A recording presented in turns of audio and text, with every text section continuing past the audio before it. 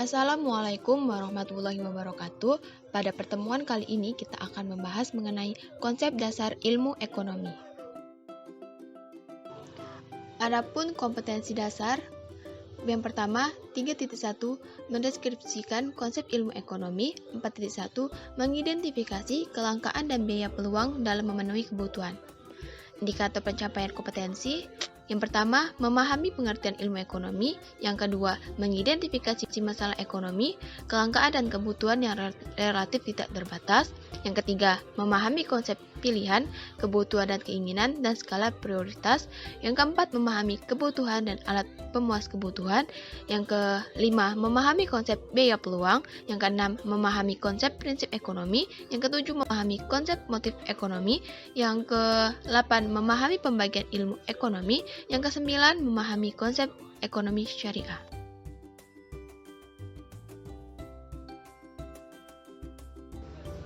Materi pembelajaran konsep dasar ilmu ekonomi yaitu A. Pengertian ilmu ekonomi, B. Masalah ekonomi, C. Pilihan dan skala prioritas, D. Kebutuhan dan alat pemuas kebutuhan, E. Biaya peluang, F. Prinsip dan motif ekonomi, G. Pembagian ilmu ekonomi, H. Ekonomi syariah. Pada materi 1, kita akan membahas mengenai A. Pengertian ilmu ekonomi. Kata ekonomi sendiri berasal dari bahasa Yunani, yakni oikonomia, yang berarti manajemen rumah tangga. Asal katanya adalah oikos dan nomos, yang mana oikos sendiri berarti rumah tangga, dan nomos berarti aturan atau hukum. Berikut ada pendapat dari beberapa para ahli. Yang pertama ada Adam Smith, mengatakan bahwa ekonomi adalah penyelidikan tentang keadaan dan sebab adanya kekayaan negara. Yang selanjutnya ada G.B.C, mengatakan bahwa ekonomi sebagai suatu kajian tentang peraturan yang bisa menentukan kekayaan. Selanjutnya ada pendapat menurut G.C. Mill, yang mana ekonomi adalah ilmu praktis tentang produksi dan distribusi kekayaan. Selanjutnya yang terakhir, itu ada pendapat dari Alfred Marshall, yang mengatakan bahwa ekonomi adalah studi tentang umat manusia dalam usaha mengkaji bagian dari tindakan individu dan sosial yang paling dekat dengan pencapaian dan penggunaan kesejahteraan material. Berikut ada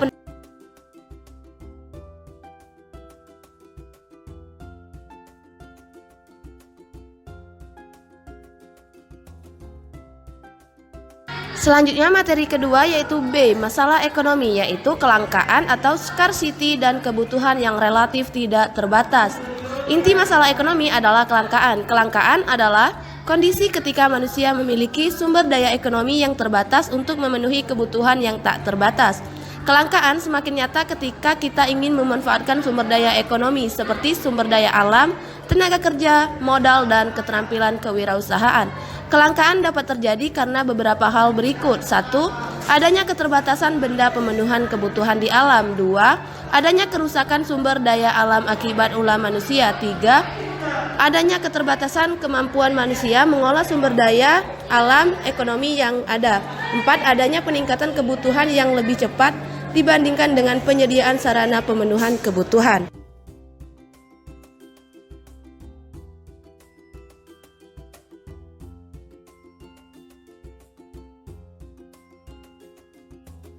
Selanjutnya bagian C, pilihan kebutuhan dan keinginan dan skala prioritas. Yang pertama, menentukan pilihan yang tepat. Keinginan yang tidak terbatas dan sumber daya yang terbatas membuat orang harus memilih dengan bijak keinginan atau kebutuhan yang harus mereka penuhi.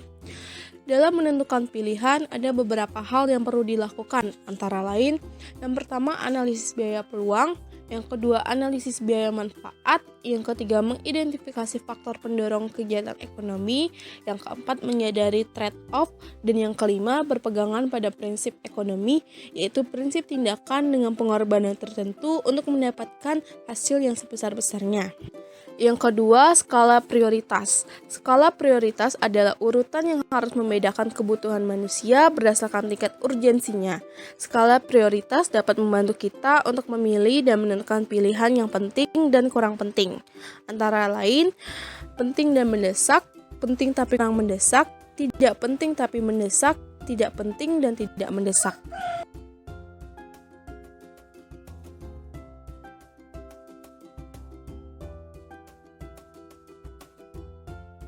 Materi selanjutnya adalah kebutuhan dan alat pemuas kebutuhan. Nah, kebutuhan sendiri dapat diartikan sebagai segala sesuatu yang diperlukan oleh manusia untuk mencapai kemakmuran. Kebutuhan manusia dapat dikelompokkan berdasarkan jenis dan faktor-faktor yang mempengaruhinya. 1. Jenis kebutuhan berdasarkan tingkat intensitasnya, yang dibagi menjadi 3. Yang pertama, kebutuhan primer adalah kebutuhan manusia yang harus dipenuhi untuk kelangsungan hidupnya. Contohnya, makanan, pakaian, dan tempat tinggal. Kedua, kebutuhan sekunder atau kebutuhan pelengkap adalah kebutuhan yang dipenuhi setelah kebutuhan primer. Contohnya seperti tas. Ketiga, kebutuhan tersier adalah kebutuhan yang bersifat mewah. Contohnya penggunaan mobil mewah. 2. Jenis kebutuhan berdasarkan subjeknya dibagi menjadi 2. Yang pertama, kebutuhan individu adalah kebutuhan yang berhubungan dengan berbagai individu yang berbeda. Contohnya, guru membutuhkan buku referensi. Yang kedua, kebutuhan umum adalah kebutuhan yang berhubungan dengan masyarakat atau juga disebut dengan kebutuhan sosial. Contohnya seperti jalan raya. 3. Jenis kebutuhan berdasarkan waktunya dibagi menjadi 2. Yang pertama, kebutuhan sekarang adalah kebutuhan yang tidak dapat ditunda untuk memenuhinya. Contohnya obat ketika sakit. Kedua, kebutuhan masa mendatang adalah kebutuhan yang dirancang atau direncanakan untuk terpenuhinya di masa depan. Contohnya orang tua menabung untuk mempersiapkan biaya kuliah anaknya. 4. Jenis kebutuhan menurut sifatnya dibagi menjadi 2. Pertama, kebutuhan jasmani atau kebutuhan fisik adalah kebutuhan yang berhubungan dengan tubuh manusia. Contohnya seperti pakaian. Kedua, kebutuhan rohani atau kebutuhan yang berhubungan dengan kejiwaan seseorang. Contohnya, agar dapat bekerja dengan lebih baik, karyawan perlu mendapatkan nasihat, motivasi, dan latihan yang berhubungan dengan pengembangan kepribadian maupun keahlian kerjanya.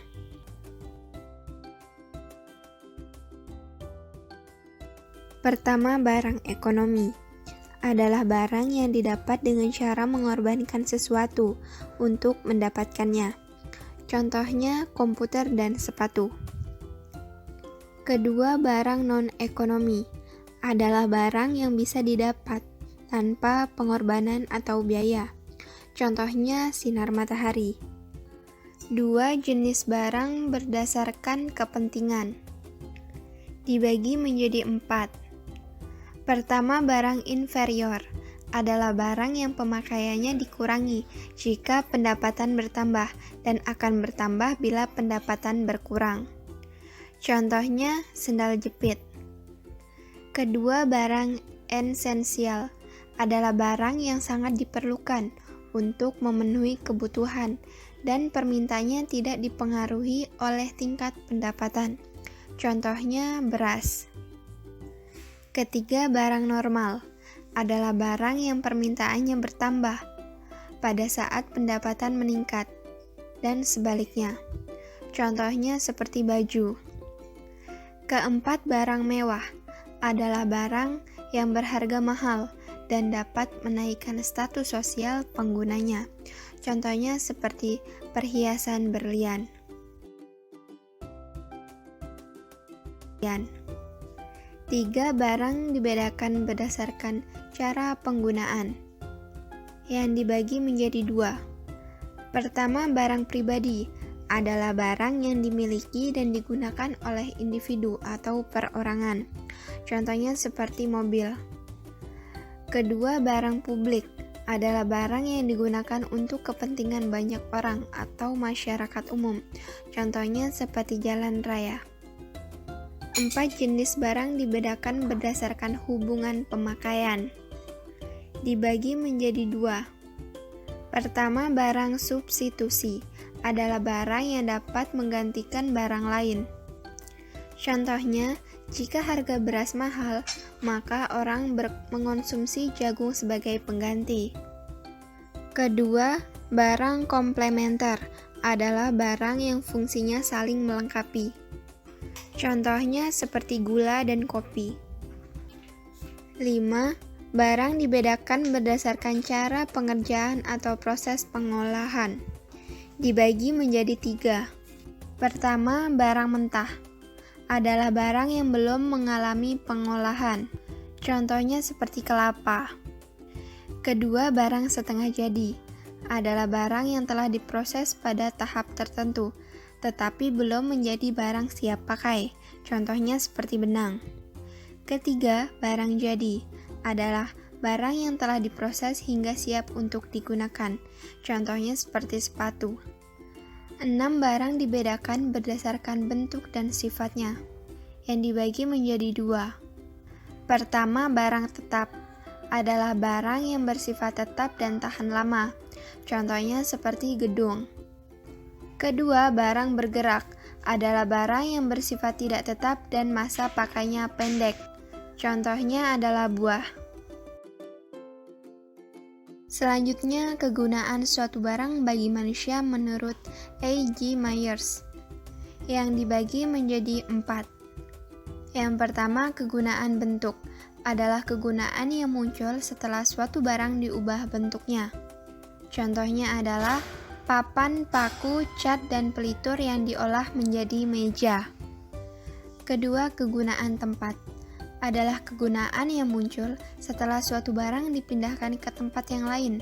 Contohnya, pasir di pantai akan memiliki nilai ekonomis setelah diangkut ke lokasi pembangunan gedung di kota. Ketiga, kegunaan waktu adalah kegunaan barang ketika digunakan tepat waktu. Contohnya, tabungan pendidikan yang telah disiapkan sejak jauh-jauh hari menjadi berguna ketika tiba saatnya membayar biaya pendaftaran sekolah. Keempat, kegunaan milik adalah kegunaan barang yang muncul ketika barang tersebut telah dimiliki. Contohnya, komputer yang ada di toko akan berguna setelah pembeli membayar dan memiliki barang tersebut, hanya dapat digunakan. Selanjutnya, hal yang membedakan perbedaan kebutuhan setiap individu dapat dipengaruhi oleh beberapa faktor, seperti kondisi lingkungan, agama, adat istiadat, dan juga peradaban.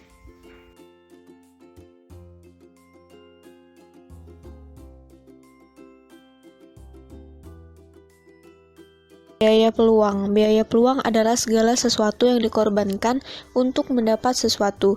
Setiap kali kita harus membuat keputusan atau memilih suatu tindakan, kita tidak hanya memilih, tetapi juga harus mempertimbangkan biaya peluang. Contoh biaya peluang. Sepasang suami istri ingin pergi bertamasya ke suatu tempat hiburan untuk mengusir rasa kejenuhannya. Untuk keperluan itu mereka harus membayar biaya transportasi sebesar 300.000 dan membeli tiket masuk 100.000. Jika tidak pergi bertamasya, pasangan suami istri itu dapat bekerja dan menghasilkan upah masing-masing sebesar 100.000 sehari. Pertanyaannya, berapa biaya peluang dari suami istri yang pertama? Yaitu jawabannya adalah biaya transportasi ditambah tiket masuk sama dengan 300.000 ditambah 100.000 sama dengan 400.000, yaitu biaya eksplisitnya.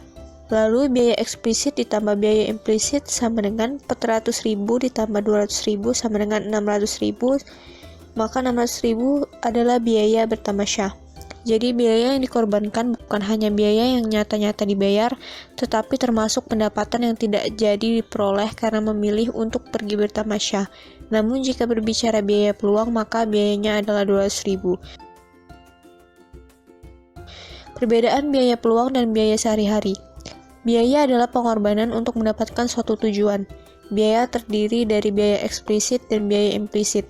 Biaya eksplisit adalah biaya sumber daya perusahaan dalam bentuk pembayaran tunai. Biaya implisit yang merupakan biaya peluang dari penggunaan sumber daya milik perusahaan atau pemilik perusahaan. Biaya sehari-hari muncul dari kegiatan yang dilakukan. Biaya peluang muncul dari kegiatan lain yang tidak dilakukan.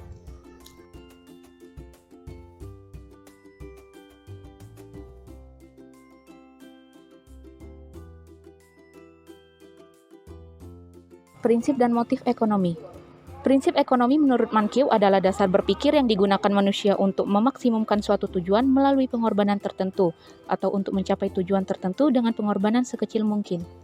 Prinsip ini menjadi pedoman bagi setiap pelaku ekonomi dalam melakukan kegiatan ekonomi. Prinsip ekonomi akan membuat tindakan konsumen ketika melakukan kegiatan ekonomi menjadi lebih terarah, rasional, dan cermat. Prinsip ekonomi juga berlaku dalam kegiatan produksi. Prinsip ekonomi akan membuat tindakan seorang produsen ketika melakukan kegiatan ekonomi menjadi lebih rasional dan tepat.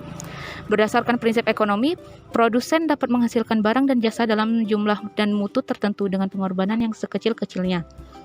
Prinsip ekonomi juga berlaku dalam kegiatan distribusi. Prinsip ekonomi akan membuat seorang distributor melakukan kegiatan distribusi dengan lebih rasional dan tepat. Motif ekonomi itu dapat kita bagi atas 3 bagian, yaitu motif kegiatan produksi, motif kegiatan konsumsi, dan motif kegiatan distribusi.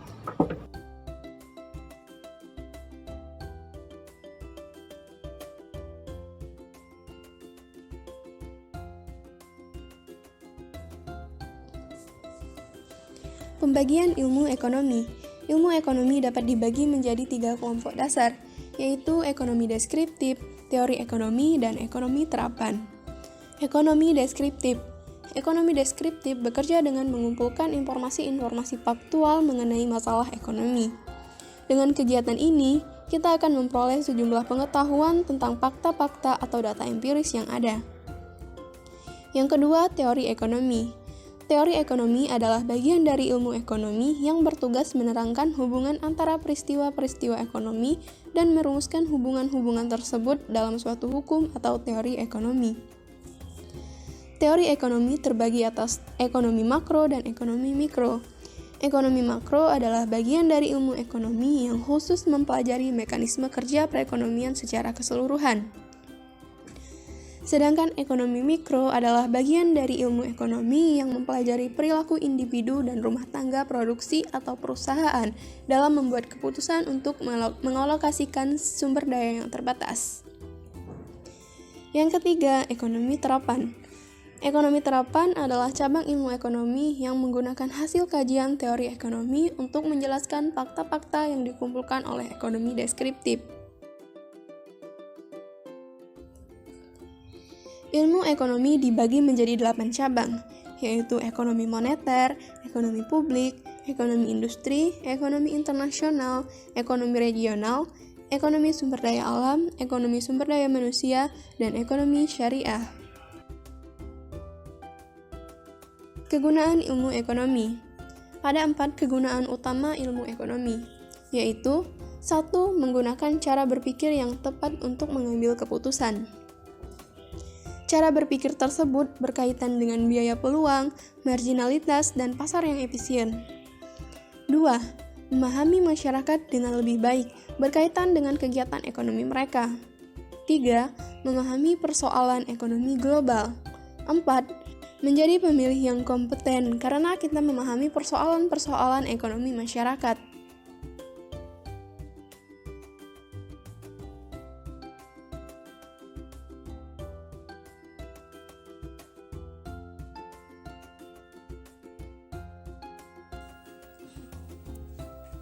Ekonomi syariah. Ada beberapa definisi mengenai ekonomi syariah. Yang pertama, menurut M. Amanan, mendefinisikan ilmu ekonomi syariah sebagai suatu ilmu pengetahuan sosial yang mempelajari masalah-masalah ekonomi rakyat yang diilhami oleh nilai-nilai Islam.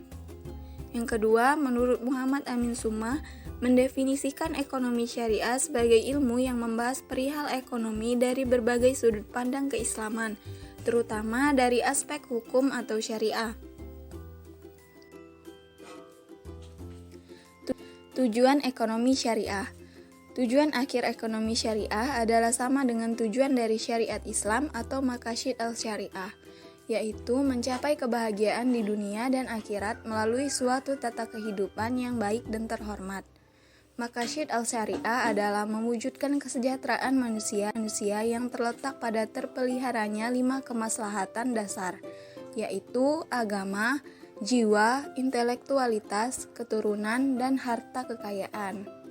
Kelima maslahat tersebut pada dasarnya merupakan sarana yang sangat dibutuhkan bagi keberlangsungan kehidupan yang baik dan terhormat. Dan jika kelima kebutuhan tersebut tidak terpenuhi, maka manusia tidak akan mencapai kesejahteraan yang sesungguhnya. Prinsip-prinsip umum ekonomi syariah menurut Profesor Dr. H. Juhaya S. Pradja tahun 2012. Yang pertama, hutan, air, dan udara dengan segala isinya adalah milik Allah Subhanahu wa Ta'ala dan tidak boleh dimiliki secara individu. Yang kedua, negara adalah wakil Allah di bumi yang mempunyai otoritas mengatur dan mengelola hutan, air, dan udara dengan segala isinya untuk memenuhi kebutuhan hidup masyarakat. Yang ketiga, negara menjamin pertumbuhan ekonomi untuk kesejahteraan masyarakat secara jasmani dan rohani atau spiritual. Yang keempat, negara menjamin kebebasan pasar selama pasar bekerja sesuai dengan garis ketentuan yang ditetapkan Allah Subhanahu wa Ta'ala, yaitu keadilan, keseimbangan, dan kemanusiaan. Selain itu, negara membuat garis tujuan nyata seperti pemenuhan tujuan keyakinan dan kebutuhannya secara temporal, atau menjaga keberagaman jiwa, berpendapat, keluarga, dan harta. Yang kelima, setiap orang bebas melakukan transaksi dengan siapapun untuk memenuhi kebutuhan hidupnya, selama tidak bertentangan dengan prinsip-prinsip yang telah ditetapkan Allah Subhanahu wa Ta'ala serta hukum dan peraturan yang ditetapkan negara. Karakteristik ekonomi syariah. Terdapat 4 karakteristik ekonomi syariah, yaitu yang pertama, adil. Secara ringkas, adil dimaknai sebagai suatu keadaan bahwa terdapat keseimbangan atau proporsional di antara semua penyusun sistem perekonomian.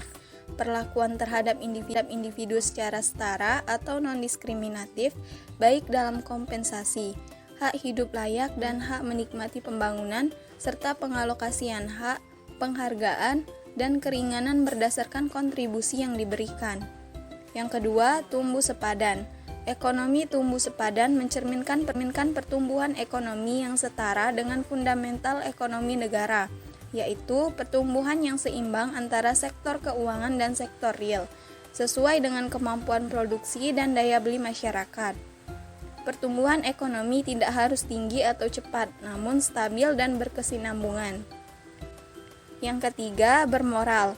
Bermoral atau berakhlak mulia ditunjukkan dengan adanya kesadaran dan pemahaman setiap anggota masyarakat terhadap kepentingan bersama dan kepentingan jangka panjang yang lebih penting daripada kepentingan individu. Yang keempat, beradab. Perekonomian Islam merupakan perekonomian yang beradab, yaitu perekonomian yang menjunjung tinggi nilai-nilai luhur bangsa, seperti tradisi dan budaya yang diwariskan oleh nenek moyang selama tidak bertentangan dengan moralitas Islam.